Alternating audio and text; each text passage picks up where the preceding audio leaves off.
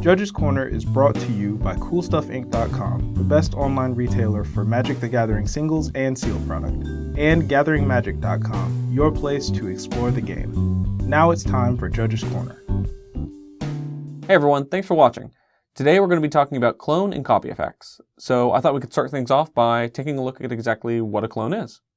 Clones are cards like Clever Impersonator, Sculpting Steel, or even Clone itself.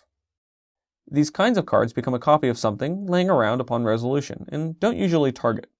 They pick up the characteristics of the card they copied, which are the name, mana cost, color indicator, card type, subtype, supertype, rules text, power, toughness, and/or loyalty.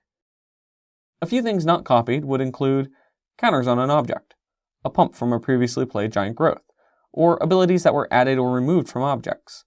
For example, if you played a clone copying an animated Treetop Village, you would end up with a tapped, unanimated, colorless Treetop Village with no current power or toughness.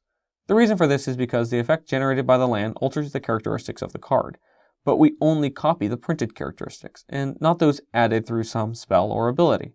You would wind up with a tapped Treetop Village for your clone, which you could then later animate just like you would with a regular Treetop Village. However, if you copy a clone that is currently a copy of something else, you'll get a new clone as a copy of whatever the previous clone had copied, but you'll also pick up any modifications that clone made. For example, if you played a Phyrexian Metamorph to copy a Phantasmal image that had also previously copied a Tarmogoyf, that Phyrexian Metamorph would become a copy of a Tarmogoyf with the card type artifact from the Phyrexian Metamorph, and it also will have picked up the Illusion's Sacrifice trigger. Typical clones will enter the battlefield already as a copy of whatever they had selected, unless the clone becomes a copy of something else while actually on the battlefield, like with Artist in a Forms. If the card you're copying has any replacement effects that modify how it enters play, like receiving a modular counter from an Arcbound Ravager, those replacement effects will still happen. This is because replacement effects have an order in which they're applied, with self-replacement effects occurring first, like with a Remand, then control-altering replacement effects occurring second, like with Gather Specimens, then clone-related replacement effects occurring third, and finally, you'll apply all other replacement effects that are still applicable. So, copying a creature with an Enter the Battlefield triggered ability, like Primeval Titan, will still trigger, and choices made as the creature would enter the battlefield, like with Adaptive Automaton's creature type, will still occur, allowing you to pick something entirely different than the original creature type. There are also cards that copy non-permanents, like Reverberate, Strionic Resonator, or Isochron Scepter. Reverberate and Scepter are actually very different from one another, as Reverberate copies but doesn't cast the copy, so it won't count towards Storm or Prowess. It also locks in the exact same modes, choices, targets, as well as values like X from the original spell, unless the copying card says that you can change any of that. In this case, Reverberate lets us choose new targets. Isochron Scepter casts the copy of the spell, so we will get our prowess triggers in that case. But no mana was spent to cast the spell, so we can't pump any mana into spells with values of X. So those values will remain at 0. We can select all of our modes or targets because we're casting the spell, and we'll be following the normal steps involved in doing so.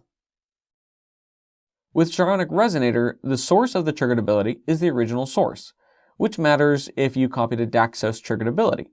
That would mean that the copy of the trigger would exile a card, and the card would be linked to Daxos instead of the Strionic Resonator, since Daxos is the original source. Let's talk about manifesting clones. Say, if you were to take a clone and manifest it from your library face down onto the battlefield, if you were to flip it face up, you probably wouldn't clone anything. This is because most clones state that when they enter the battlefield as a copy of something else, but this particular clone is already on the battlefield. So you wouldn't apply that replacement effect when you turned it face up, and unfortunately, most clones are 0/0, so it probably is going to die.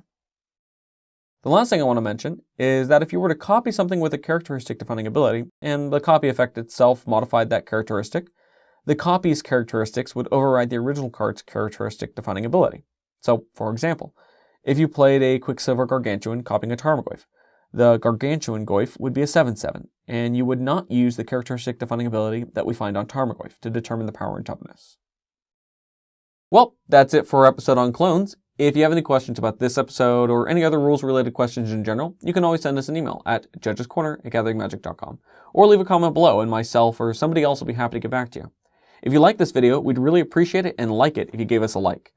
And if you'd like, you can also subscribe to Gathering Magic to get the latest content and information based on Magic rules and other related videos in the future.